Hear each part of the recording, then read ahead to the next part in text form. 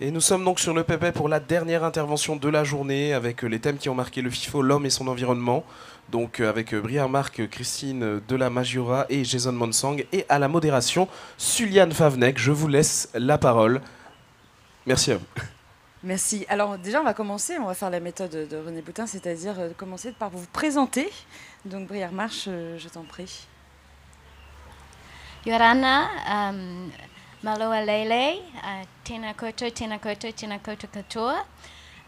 My name is Brian March, and I am the director of Te Whenua in Norfolk, There Once Was an Island, which is the film that is screening after this talk. And I'm very, very honoured to be here at FIFO. There Once Was an Island screened here in 2010, but I was unable to come. So it's very special for me to be here to talk about the film finally, 13 years later. Merci. Merci. Alors, Christine de la Majora, c'est bien ça? Oui, à ton tour. Alors moi, quand on me demande de présenter, c'est toujours difficile. Déjà, je veux remercier le Banyan qui est derrière nous de nous accueillir sous ses branchages, puisqu'on va parler de l'environnement. Et puis, bon, je suis un être éphémère, comme nous le sommes tous. Et finalement, ce que je suis n'est pas très important. C'est surtout ce qu'on fait en termes de films documentaires, enfin, pour ma part. Et juste pour mettre un petit contexte, je dirais juste que je suis née dans le béton. Et je suis toujours allée vers le vivant, et c'est pour ça que je suis aujourd'hui dans le Pacifique. Et le vivant, c'est tout ce qui m'intéresse. Voilà, c'est comme ça que je me présenterai. Merci beaucoup. Je me tourne donc vers Jason. Jason, est-ce que tu pourrais te présenter, s'il te plaît? Wow, il y a du beau monde. Moi, c'est Jason. Du coup, on me fait venir en tant que vice-président de la Fédération des associations de protection de l'environnement, la FAP. À côté de ça, je préfère vraiment me présenter comme un militant écologiste pour le vivant. Ça fait maintenant 4-5 ans que j'ai dédié ma vie à protéger ce qu'il y a à protéger, c'est-à-dire beaucoup, mine de rien. Et voilà, du coup, je suis surtout reconnu pour certaines actions, des tours de l'île à pied avec une brouette, des marches pour le climat et quelques actions contre des trucs qu'on n'aime pas quand on veut protéger le vivant. Voilà. Merci beaucoup. Alors justement, la rencontre d'aujourd'hui, c'est l'homme et son environnement. L'environnement, c'est quand même un thème qui a jonché un petit peu toutes les éditions du FIFO, qui est souvent revenu. Alors, je vais m'adresser d'abord à Briard March. Tu es donc réalisatrice de Te Whenua e Noho, qui a obtenu le Grand Prix du FIFO en 2010. Ce documentaire, assez rapidement, tu me dis si je me trompe, raconte donc l'histoire d'une famille insulaire confrontée à la montée des eaux. Cette famille habite l'atoll de Taku, situé dans la région autonome de Bougainville, en Papouasie-Nouvelle-Guinée. Et en fait, les inondations sur cette île font que les habitants doivent quitter leur île. Alors, ma première question était, est-ce que le fait de faire un documentaire et surtout aussi d'avoir eu un grand prix, ça a permis de faire avancer les choses? So, are you saying why did I... What is the question, sorry? Si le Grand Prix, en fait, le fait d'avoir remporté un Grand Prix et d'avoir fait ce documentaire a permis de faire avancer les choses, de montrer la situation justement de ces Iliens et derrière, eh bien, de pouvoir provoquer des actions. Okay, so maybe I'll just start by saying why I wanted to make the film and what the impact that I wanted to make. I heard about this island. It's a very small, remote atoll in Papua New Guinea, 250 kilometers northeast of Bougainville. There's only 1 meter above sea level, and there's only 500 people living there. They are a unique Polynesian nation, and they have a very they still practice their traditional Polynesian religion. So up until 1980s, they had a ban on missionaries. So a very unique culture, and the only place is this tiny little island. And I heard, that they were concerned about sea level rise, and this is back in 2006. At that time, it wasn't very much common knowledge whether or not sea level rise was impacting islands. Well, maybe I should say it was a contentious question or a conversation people were talking about. And for me, I thought a small island is like a microcosm of a macrocosm.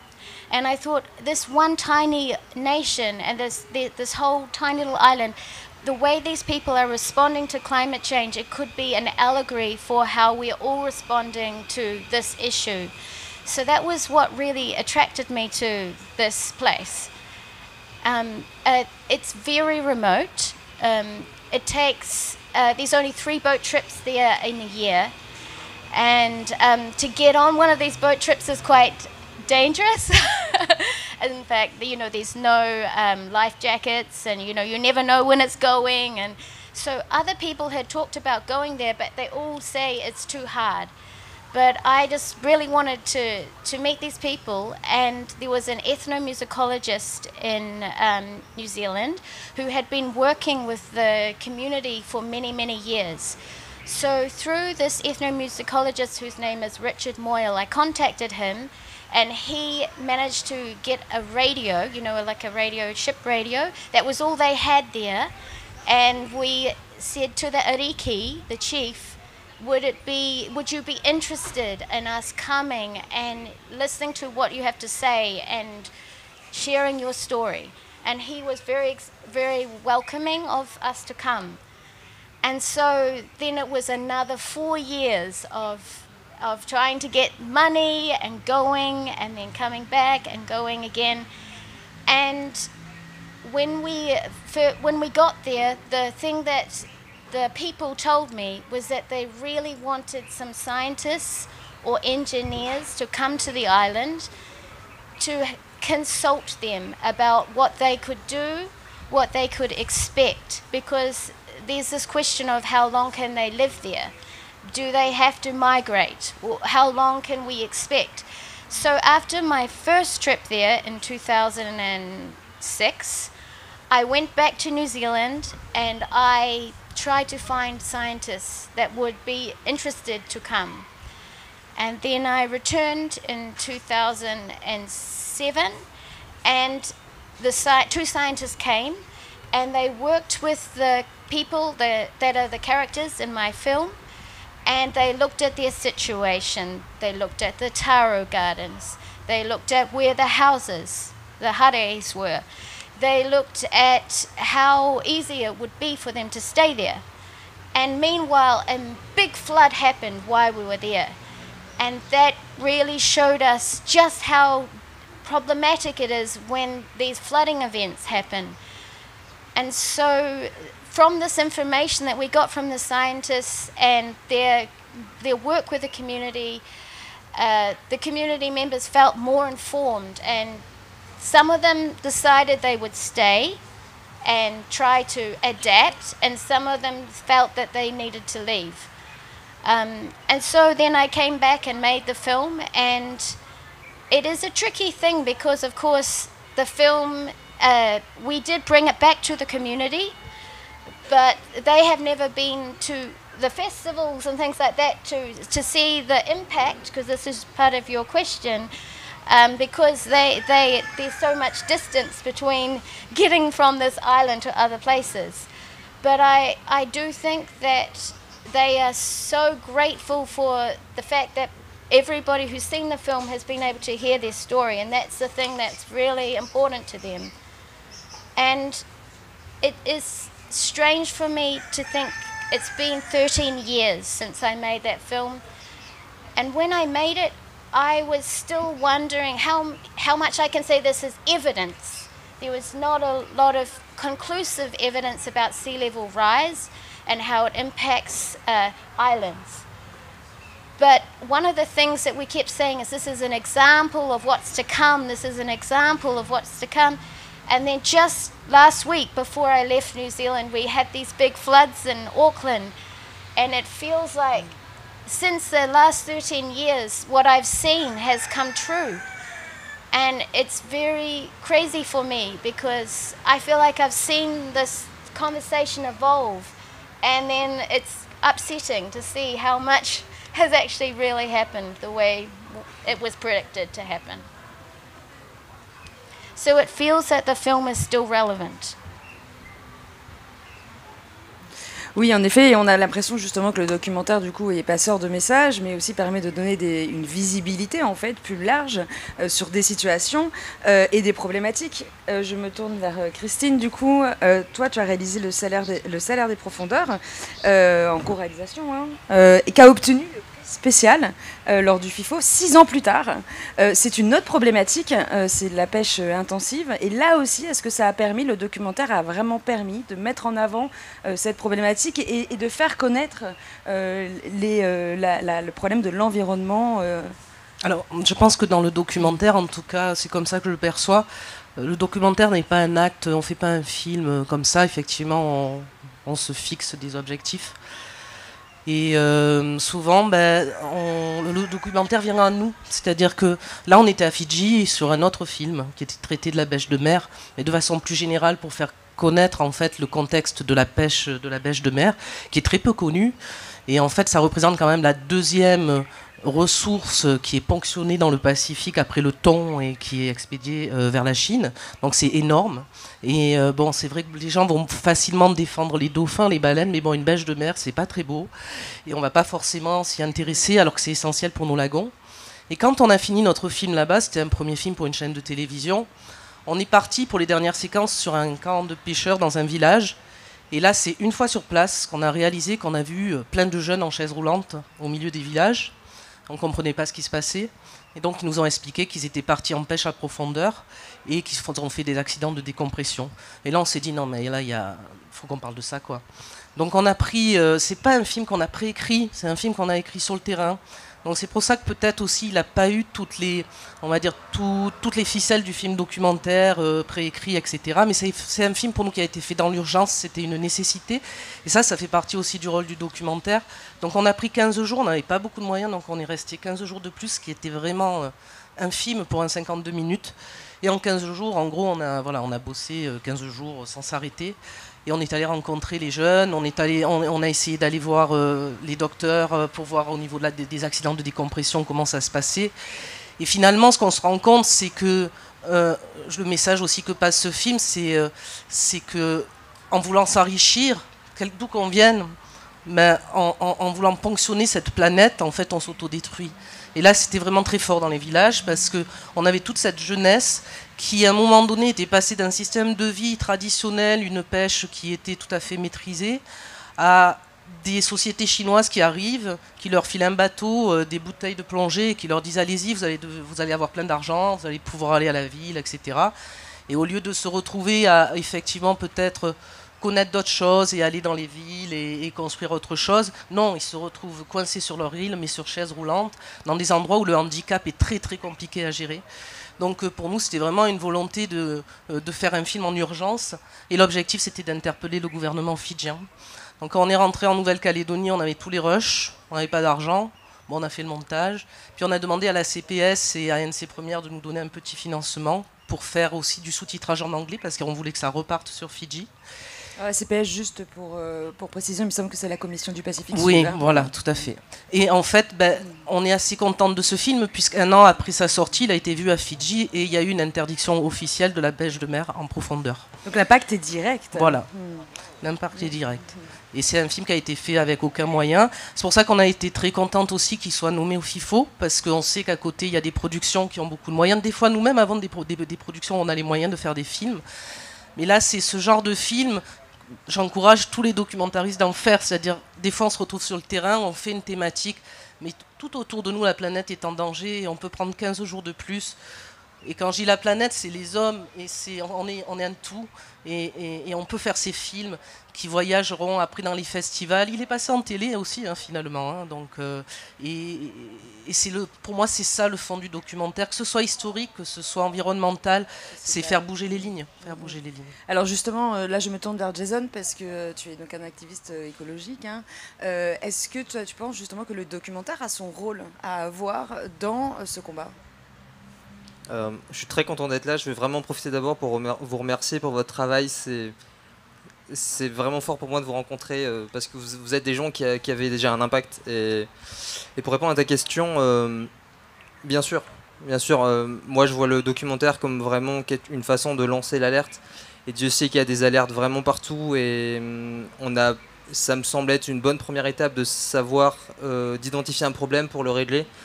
Mais de l'identifier comme vraiment un problème grave et de vraiment aller sur le terrain pour le voir.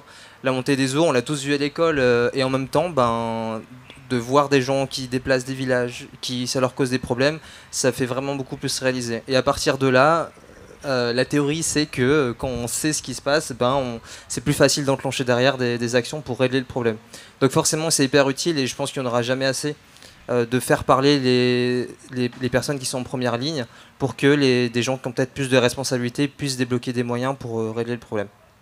D'accord, alors justement, il y a plusieurs rôles, hein. Il y a à la fois les acteurs, les activistes, il y a les réalisateurs, et il y a aussi les festivals.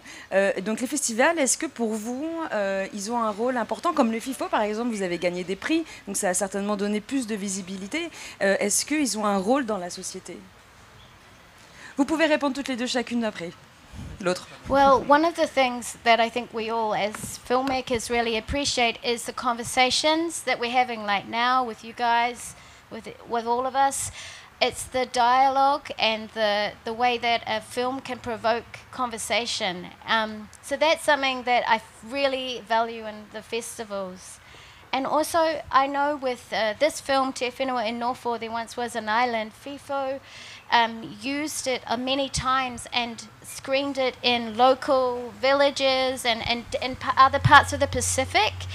And sometimes it's really hard to get films to those places, particularly if, say there's no cinema in some islands and even say maybe that it wouldn't be broadcast on some channels in these smaller places. So it was very valuable for us that FIFO could take the film into other areas, and also particularly with schools. That was really, really important. So it was really through that platform that we got to do those further screenings and conversations.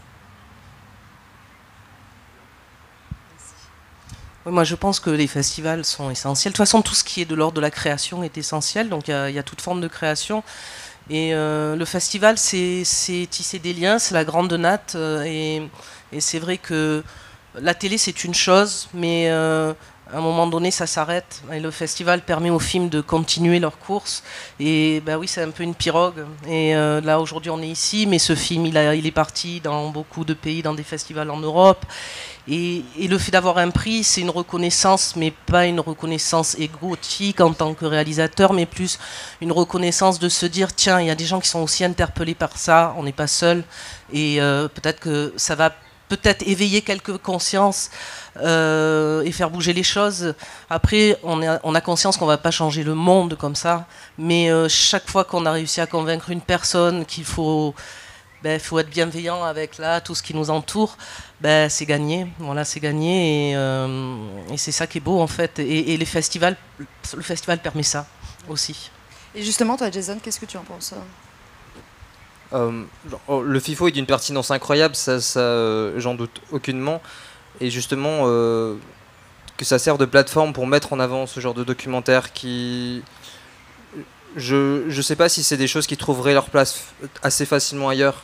Donc c'est évidemment très pertinent qu'il y ait des endroits où on peut regrouper des films qui, effectivement, qui ont peut-être dû être faits un petit peu dans l'urgence ou avec peu de moyens et qui puissent quand même trouver une place. Donc ça me semble très important et évidemment toujours de rencontrer les gens pour qu'on puisse avoir des vraies discussions derrière dans l'espoir que ça puisse toujours faire avancer les choses, des petits débats après ce genre de film.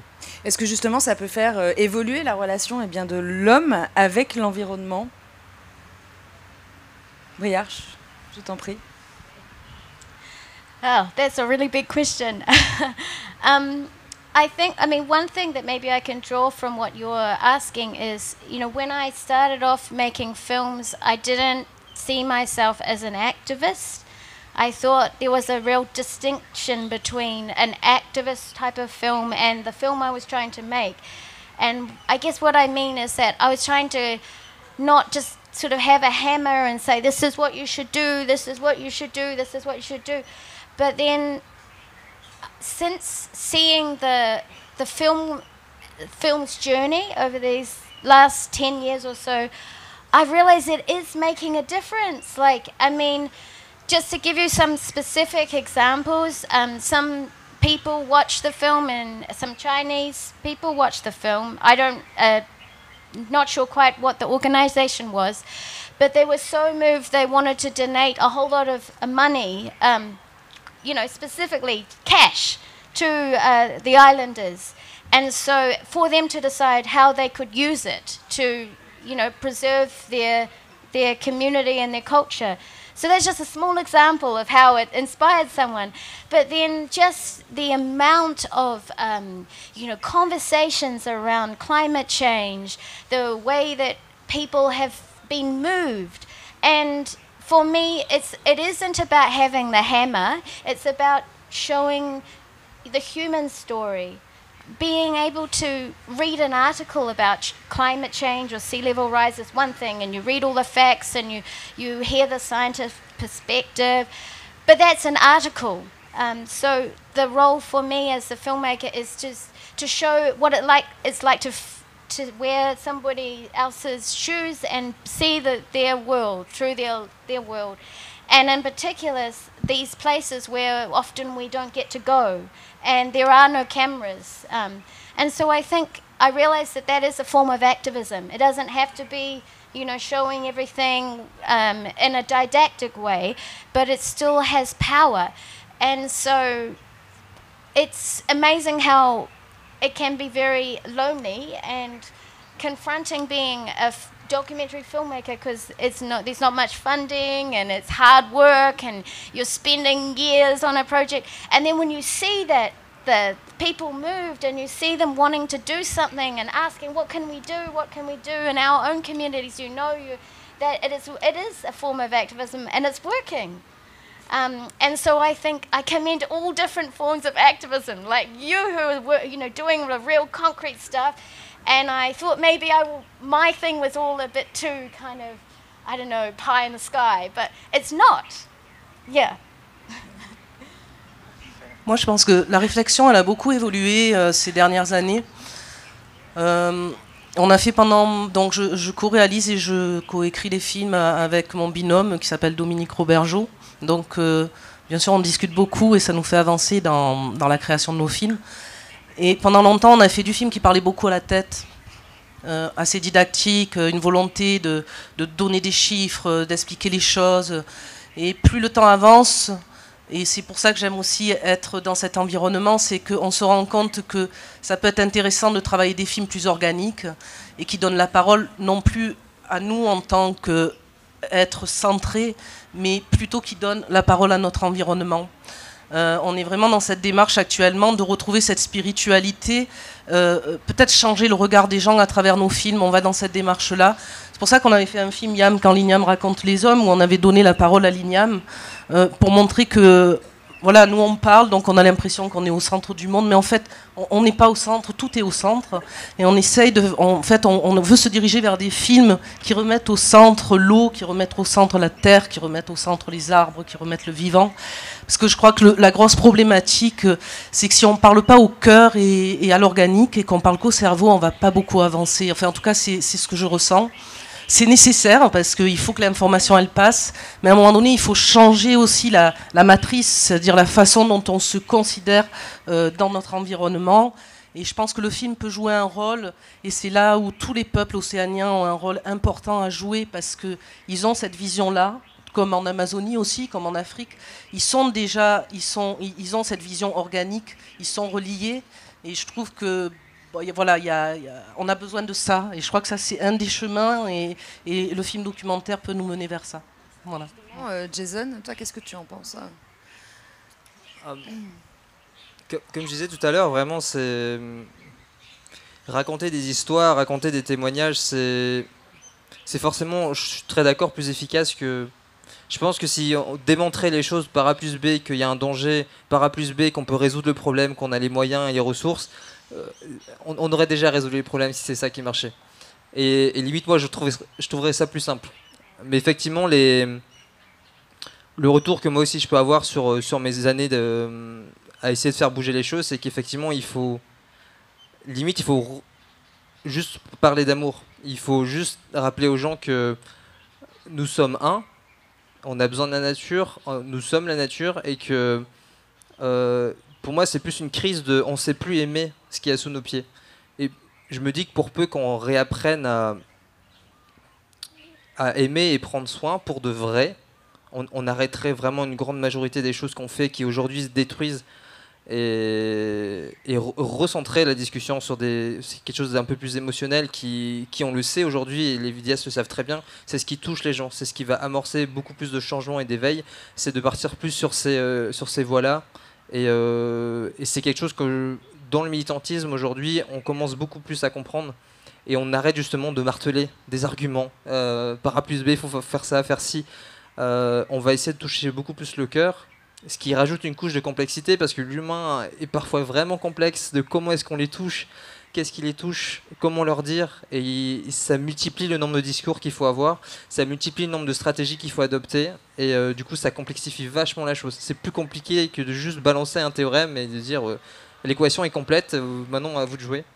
Mais ce qui rajoute aussi beaucoup de beauté dans la chose, c'est que pour le coup, comme je dis souvent, la condition de notre victoire, c'est qu'on réapprenne pour de vrai à aimer. La condition de notre victoire, c'est qu'on se reconnecte vraiment avec ce qui est sous nos pieds et avec les autres humains. Ce qui est très complexe, mais si on gagne, ben on a gagné deux choses très précieuses. Mais c'est complexe. Et alors justement, est-ce que c'est plus facile de faire passer ces messages et même cet amour dont tu parles par des documentaires, par des films, plutôt que par des actions? Alors bien, pour moi, il faut faire les deux. Il faut lancer l'alerte en faisant des documentaires, c'est sûr. Il faut identifier le problème, il faut faire remonter ce que ressentent les gens qui prennent les impacts des activités humaines, surtout occidentales. Après, il faut aussi beaucoup raconter des histoires. Nous vivons dans un monde actuel, et se poser la question toujours, qu'est-ce qu'on veut vivre, dans quel monde on veut vivre, qu'est-ce qu'on veut souhaiter à soi, aux générations d'après, se poser la question et toujours se recentrer sur cette réponse. Parce que moi je suis convaincu qu'en vrai, si on pose la question à tout le monde, on veut tous de la paix, on veut tous qu'on s'entende bien, on veut tous vivre dans un environnement abondant, ça j'en suis à peu près sûr. Maintenant, c'est toujours se recentrer là-dessus dans les choix qu'on fait, autant individuels qu'autant politiques dans nos sociétés. Toujours se recentrer là-dessus et pas se reperdre avec des choses un peu addictives, le profit, la gloire, ce genre de trucs. Et donc raconter des histoires sur si on veut ça, on pourrait le construire. Parce que pour moi, ces histoires, ce qu'elles nous offrent, c'est de se dire ok, c'est possible. Et à partir du moment où on se dit que c'est possible, on a beaucoup, j'imagine, plus d'attrait à le faire. Donc c'est hyper important, et en même temps dans le concret, la façon dont on change les choses, on va avoir aussi besoin d'action. Typiquement, à un moment, il faut compter sur nos gouvernements pour faire des lois. Et puis à un moment aussi, il faut stopper la destruction immédiate. Immédiatement, il y a des terrassements. Immédiatement, on explose du récif pour faire passer des émissaires pour des logements, pour les eaux usées, ce genre de choses. Immédiatement, ça se passe, et immédiatement, il faut le protéger. Donc là, il faut des gens qui vont devant les caisses, qui vont devant tous ceux qui détruisent les montagnes, des gens qui lancent des actions juridiques contre les entreprises, des gens qui vont stopper des entreprises par quelconque moyen. Moi je dis souvent il y a déjà un feu en cours. Bien sûr on fera en sorte qu'il n'aille pas plus loin, mais il faut aussi l'arrêter tout de suite. Donc ça nécessite des actions, parfois même d'aller en confrontation directe avec des humains, ce qui nous enchante pas vraiment, et en même temps la priorité ça reste de protéger, parce que il y a des choses qui sont assez irréversibles. Il y a des choses que si on les perd aujourd'hui, malheureusement, on ne pourra jamais les retrouver.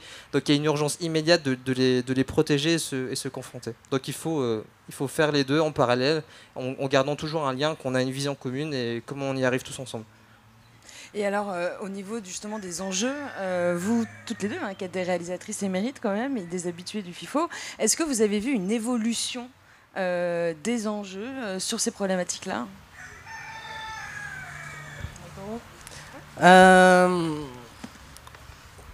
Honnêtement, c'est compliqué parce que les générations passent et il y a toujours ce petit groupe qui a envie que la vie elle fleurisse, qu'il y ait de la couleur, qu'il y ait du mouvement, qu'il y ait des oiseaux, et puis il y a cette grosse masse derrière, un peu obscure, qui ralentit tout, qui a vraiment cette capacité d'arrêter le mouvement.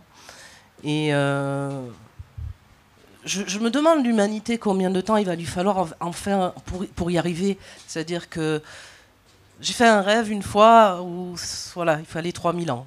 Donc je sais pas, mais il faut toujours qu'il y ait ces soldats, mais pas les soldats du cœur, effectivement. Je crois que le mot amour est hyper important. Le mot guérison, c'est pour ça aussi que travailler des films sur l'histoire ou sur des faits de société, c'est important, parce que la grosse problématique de l'humain, en fait, c'est qu'on a tous des failles énormes.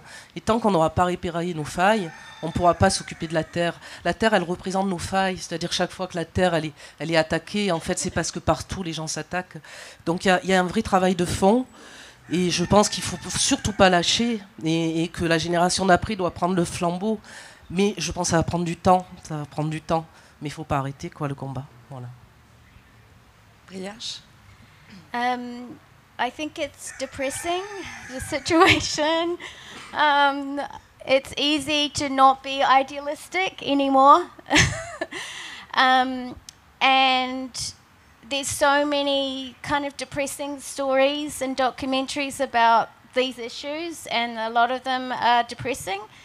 So I think it's really important to tell the positive stories as well, showing how activists are actually succeeding and how even a small drop in the ocean has an impact.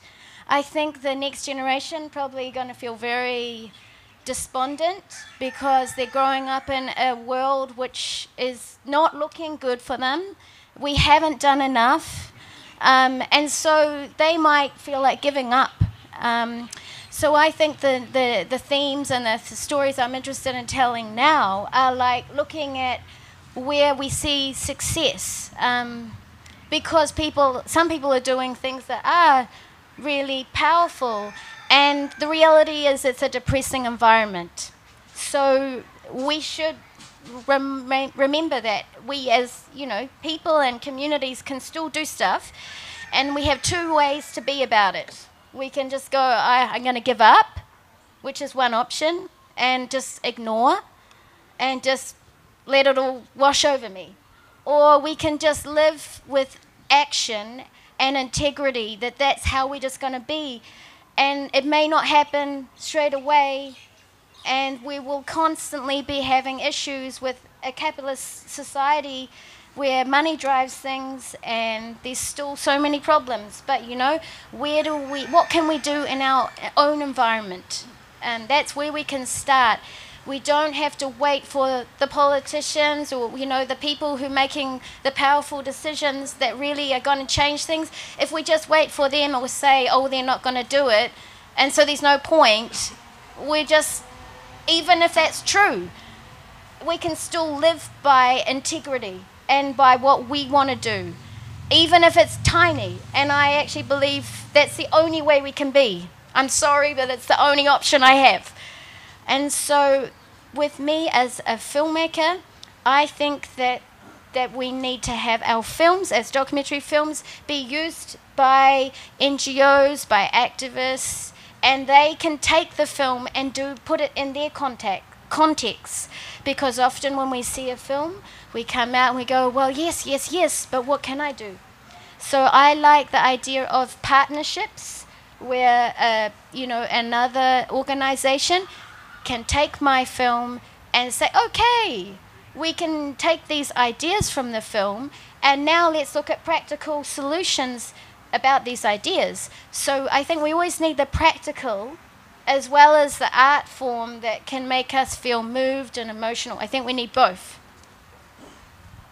Et alors justement, Jason, est-ce que toi tu penses aussi également, alors en tant que spectateur et citoyen, que oui, il y a un film et derrière il faut des pratiques, il faut que ça active des choses. Bien sûr, c'est dans le cas de ces films-là, effectivement, encore une fois, d'identifier le problème. Après, il y a identifier un problème pour l'identifier, c'est sûr que ça sert pas à grand chose, et l'objectif de ce genre de film, j'imagine bien que c'est vraiment d'amorcer quelque chose, c'est d'aller aider ces personnes-là. Donc moi j'aimerais bien avoir des retours de décideurs par exemple qui voient ce genre de film et qui eux ils n'ont pas tout le pouvoir, mais ils ont quand même une certaine proportion du pouvoir. Je dis souvent qu'entre leurs mains, ils ont vraiment beaucoup de clés pour débloquer beaucoup de choses. Donc eux, qu'est-ce que ça amorce chez eux, qu'est-ce que ça éveille chez eux, qu'est-ce qu'ils peuvent mettre en place. Et aussi chez les gens, c'est... Après, il y a toujours un décalage un peu compliqué à gérer des gens qui sortent d'un film avec vraiment un feu intérieur de vouloir enclencher quelque chose et d'être en même temps perdu sur « Ok, mais qu'est-ce qu'on peut faire ?» Et la question par rapport au changement climatique, notamment de qu'est-ce qu'on peut faire, il y a des réponses très simples et des réponses assez complexes. Donc il faut peut-être quelque chose d'un peu plus complet pour pouvoir les cueillir juste après, pour pouvoir les aiguiller, leur demander ok, qu'est-ce que vous voulez faire, leur dire qu'est-ce qui existe comme structure, et comme ça de manière assez ambitieuse, de vraiment les cueillir leur feu et vraiment arriver à les rediriger, pour peu qu'ils aient une intention en sortant de là, de donner un peu plus de sens à leurs actions dans cette direction-là. Donc oui, encore une fois, les films sont super, par contre malheureusement ça suffit pas, il faut arriver à rediriger cette énergie aussi. Est-ce que justement vous êtes d'accord Moi, ce que je pense, c'est à double sens, c'est-à-dire qu'on doit documenter les actions, et après ces actions doivent permettre de faire le relais pour qu'on gagne du temps. C'est-à-dire que c'est vrai qu'on est à l'ère d'Internet, etc. Enfin, moi, à mon époque, il n'y avait pas encore tout ça, donc l'information, elle mettait du temps à passer. Aujourd'hui, elle passe, mais on va chercher que l'information qu'on a envie d'aller chercher, donc finalement on ne connaît pas tant de choses que ça, on va juste vers ce qui nous intéresse. Et l'intérêt d'un film documentaire et des festivals notamment, et puis de les faire bouger, c'est que ces films finalement ils portent une parole ou ils portent une action, et ils font gagner du temps. Par exemple sur le film sur la Bêche de mer, on a voulu qu'il soit diffusé rapidement sur NC Première en Calédonie, parce que pendant qu'on était à Fidji, on savait que ces entrepreneurs chinois étaient en train de contacter des pêcheurs à Bélep, et qu'ils allaient essayer de faire la même chose, et on n'avait pas envie que les gens des tribus de Bélep se retrouvent sur des chaises roulantes. Et donc on l'a fait, et ça a marché, je veux dire, l'information est passée, ils n'ont pas pu rentrer. Donc ça permet des partages entre... après qu'on arrive à faire voyager nos films à l'international, enfin, ce qui se passe ici, par exemple, ne serait-ce que la Bêche de mer, on parle de la Bêche de mer, ça se passe en Afrique, ça se passe dans les eaux enfin ça se passe partout, c'est-à-dire donc c'est universel, et beaucoup de problématiques sont conjointes un petit peu partout dans le monde. Et quand il y a une action qui marche quelque part, c'est intéressant pour nous aussi, documentaristes, d'aller la relayer et d'essayer de faire en sorte que peut-être quelqu'un qui habite au fin fond de l'Amazonie ou sur une île, je ne sais pas où, ait l'information et puisse la mettre en place. Donc c'est un accélérateur, je pense que c'est vraiment quelque chose qui se travaille ensemble. Briage, qu'est-ce que tu penses justement de ça? I'm just thinking about how probably everybody here who's at this panel listening probably cares about this issue. I'm sure you all do, right? And this is actually one of the challenges with film festivals, particularly documentary film festivals. Often the same people come, the people who are already voting for those things. And caring, and that's why they want to understand, and that's awesome, and I commend all those people who do that. But I think we also need to think how to get these films and these stories to other people as well. And an example, I went to a festival in Hawaii, and they screened it in resorts where all the Silicon Valley guys and girls were there. And I think that's the other thing. We need to get these films to the people who aren't necessarily... Well, they might, sorry, no offense. They might be watching those films, but some of them might not. So we need to think how to get our stories to people who are not necessarily preaching to the converted. So I think, to go back to your first question about the impact of festivals, I think that's something we should be thinking about as a filmmaker and the festivals. How do we reach those other people?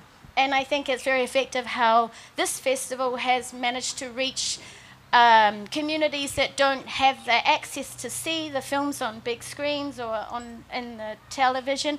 But let's also think how we get them in front of people who also have influence in terms of running companies or making decisions that have impact, who might be thinking about the tuna industry or the sea cucumber. Like, let's think how we can get it to their attention as well. Dernière petite question avant qu'on passe aux questions éventuellement du public. J'ai l'impression que la frontière en fait entre réalisateurs et activiste et très fine. Alors moi, j'ai été activiste avant d'être réalisatrice. Et oui, c'est ça qui a fait que j'ai fait du documentaire. C'est-à-dire qu'à un moment donné, j'ai compris qu'il fallait passer un message. Et la parole est une chose, l'écriture en est une autre. Mais je pense que le film, c'est vraiment un moyen fort. Et puis c'est une expérience humaine. Il y a cette dimension-là qui est intéressante. C'est que ce qu'on noue avec les gens qu'on va filmer, ça va au-delà du film. C'est-à-dire, par exemple, les pêcheurs avec lesquels on a travaillé sur ce film, qui ont accepté d'être filmés en sachant qu'on allait demander, parce qu'on leur disait, nous, notre objectif, c'est d'interdire ce que vous êtes en train de faire quand même. Mais ils ont accepté qu'on les filme parce qu'ils savaient que c'était mauvais pour eux, mais et ils avaient envie de le dénoncer. C'était complètement schizophrénique, quoi, parce qu'ils adoraient la mer et en même temps, ils la pillaient, mais voilà, ils savaient qu'il fallait qu'ils arrêtent, et quelque part, on a été un petit peu... Voilà, un moyen pour eux d'arrêter, un déclencheur. Donc on sait qu'il y a l'impact au niveau du film aussi sur le terrain de qu'est-ce qu'on laisse comme trace, et ça peut interpeller les gens. Pourquoi on va sur le terrain, pourquoi on va faire ce film, même dans les villages. Bon, j'ai fait des films en Amazonie aussi autour des problématiques, autour des entreprises pétrolières qui souvent allaient dans les villages interpeller les jeunes, parce que les vieux voulaient surtout pas qu'ils ouvrent, voilà, qu'ils aillent forer, mais ils allaient voir les jeunes en leur disant on va vous donner du travail, et puis le pétrole vous pouvez en mettre sur la peau, c'est génial, enfin bon, des horreurs. Et les jeunes après étaient interpellés en disant ouais, mais pourquoi vous êtes venus faire ce film. Donc forcément il y a une réflexion, donc au-delà même de ce qu'on va montrer sur le terrain en impact, et ça aussi c'est intéressant, et ça reste une forme d'activisme en soi. Bria, je te laisse réagir justement à ça. I totally agree that the impact we have in the field is a form of activism. In this film that hopefully you will see after this, you know, just the community asking for me to intervene. You know, they said, can you please bring a scientist? And that was an empowering situation for me and also for them. And then we had to work together to find these people to come to the island, which was complicated. And then through them being there, they could inform these people about their future and their environment. So they were informed, which was the whole problem, is they didn't have the information. Funnily enough, you say you were an activist before you're a filmmaker. It's the opposite for me. I was more of an artist before I was a filmmaker, and maybe now I'm an activist. Et pour toi, justement, Jason, qui est un activiste, est-ce que peut-être le chemin de la réalisation te donne envie et te permettra de faire passer des messages Alors, comme je disais, c'est absolument nécessaire et il faut faire les deux. En vrai, il y a tellement de stratégies qu'il faut mener en parallèle et on a besoin de tout le monde. Et c'est presque le pitch qui moi, m'encourage beaucoup dans ce combat. C'est que ce combat a besoin de tellement de compétences que quoi qu'on aime faire dans la vie, ça peut servir la cause. Donc moi, alors je vais laisser ça aux gens qui ont ces compétences-là, c'est sûr. Moi, j'ai peut-être plus de compétences à défoncer des portes et amener des sujets là où on les aborde pas forcément. L'un n'empêche pas l'autre après. Hein. Ouais. Rien n'empêche pas l'autre. Mais moi, plutôt que d'essayer de faire beaucoup de choses soi-même, on a vraiment une belle marge de fédération. On a vraiment une belle marge de se réunir entre gens qui veulent prendre soin du vivant. Après, chacun avec nos compétences, on fera un genre de super organisme qui va avoir un impact colossal. Et c'est quelque chose que je déplore malheureusement, c'est qu'on est encore un peu dispersé.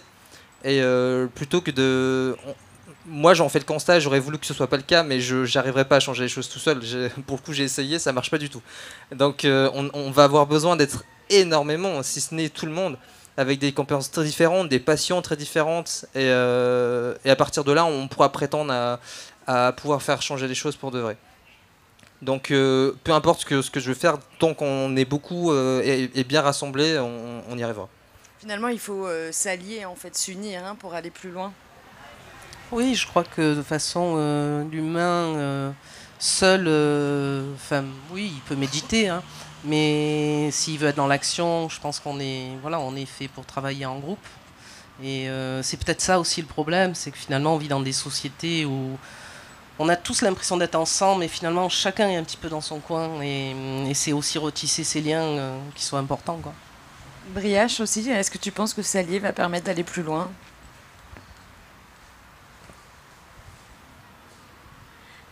We just have to keep moving forward.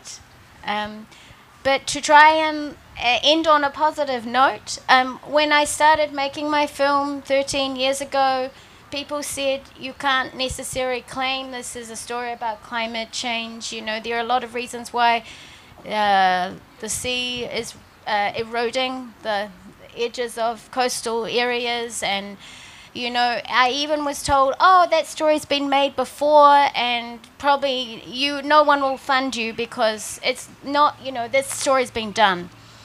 And this story continues to be relevant, and now there's much more acceptance of what this story's about. So in this last 10 years, I have seen a shift. It may be a small one, but it is a shift, and that is a positive thing.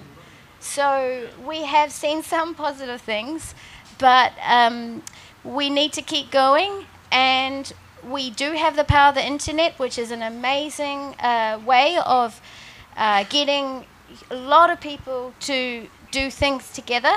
But at the same time, these sorts of places now, like we're here all together, when we go see a film and we share something together, when we go stand in a protest and we hear people talking, those things are also important, and the human connection is what actually gives us the energy to keep going. So we need to keep doing that as well. J'aurais aimé juste rajouter une dernière chose que je pense, c'est que de toute façon, c'est la planète, c'est la Terre qui est notre allié dans cette histoire. Il ne faut pas oublier que c'est l'environnement qui va nous faire changer. On veut changer les choses, mais je crois qu'en fait, au final, c'est la Terre qui va nous bouger. Et il faut l'accepter, et ça peut être un petit peu inquiétant, ça bouge, ça, voilà, mais il faut toujours un peu de chaos pour recréer la vie. Et personnellement, moi je me sens toujours accompagnée, je reste toujours positive, et même lorsque je vois que notre environnement se dégrade, je me dis de toute façon c'est le vivant qui va gagner. Donc après c'est avec ou sans nous, c'est ça la grande réflexion, quoi. C'est est-ce qu'on veut continuer à être sur cette planète qui est magnifique, ou est-ce qu'on veut pas. Et c'est là où il faut qu'on s'unisse avec tout le monde pour être là, parce que c'est beau, quoi. Mais je crois que finalement la vraie problématique c'est pas tant l'environnement en soi, parce que le vivant il trouvera toujours son chemin. Le jour où l'humain comprendra que finalement c'est juste notre humanité qui est en danger et rien d'autre, là on avancera. Merci beaucoup. Est-ce qu'il y a des questions dans le public? Non, apparemment. Ok, bah écoute, vous pouvez dire le mot de la fin du coup. Oui, moi je voulais surtout remercier en fait les deux réalisatrices pour vos films, parce que je pense qu'effectivement c'est très important pour la suite, et également Jason, parce que c'est aussi des actions et qui peuvent aussi être relayées, et je pense que les deux peuvent vraiment permettre d'aller plus loin, de faire changer les mentalités. Donc merci beaucoup. Merci pour l'accueil. Allez, vous pouvez applaudir, merci à nos invités. Et n'oubliez pas aussi que dans les films en compétition, il y a un film qui s'appelle Milk, et qui fait partie justement des films qui militent un petit peu pour des situations un peu dramatiques, écologiques. Ça gravite autour de la production laitière en Nouvelle-Zélande, qui crée une véritable catastrophe écologique. Donc j'ai eu la chance de le voir, donc je vous conseille d'aller le regarder, parce que là aussi on est dans l'activisme écologique.